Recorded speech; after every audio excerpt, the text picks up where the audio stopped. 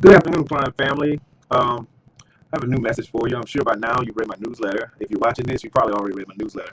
Um, in the newsletter, if you read it, I compared it to the story of Who Took My Cheese, and I made an analogy to how the first set of mice in the story of Who Took My Cheese um, immediately changed their behavior after an incident occurred that changed their reality. I guess I'll tell you a little bit about the story in case you're among the people who never read the book or didn't read the newsletter.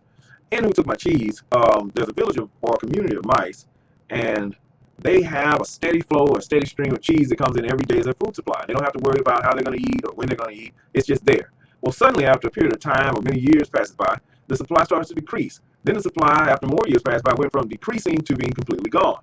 Well, among the groups of mice, I divided them into several groups as the book did. The first group, when the supply began to run low, they eventually started to look for other supplies of cheese, other places where they could find a meal immediately upon the supply running low. There was a second group that hung in there, and they waited until the cheese was gone before they immediately started looking for other supplies. There was a third group that, even after the cheese was gone, they just kept coming back and saying, hey, it'll come back eventually, until they no longer could do that, and they went on off and found another supply of cheese. And then there was a fourth group who just kept hoping and waiting until that the cheese would return. And the cheese didn't return, and they all perished.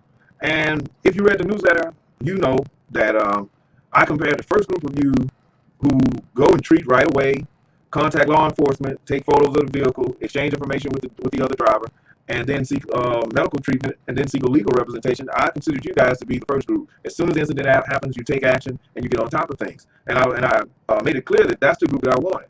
And then there was a second group who, you might wait a couple of days, but you may have to work or have other obligations. And then you say, okay, this stiffness and this soreness isn't going away, so let me go and get some treatment, and then you seek legal counsel. And then there's a third group that might wait close to 30 days, and then they'll come and see somebody and get some medical help and try to get some counsel. And then there's the fourth group who does absolutely nothing, and they try to come into your office maybe 4 or 5 days before the case prescribes, and they're running out of time to pursue anything, but they haven't treated, but they still want you to work a miracle and try to get them some compensation for whatever discomfort they felt or whatever injury they suffered. And I made it clear in the newsletter, I make it clear now.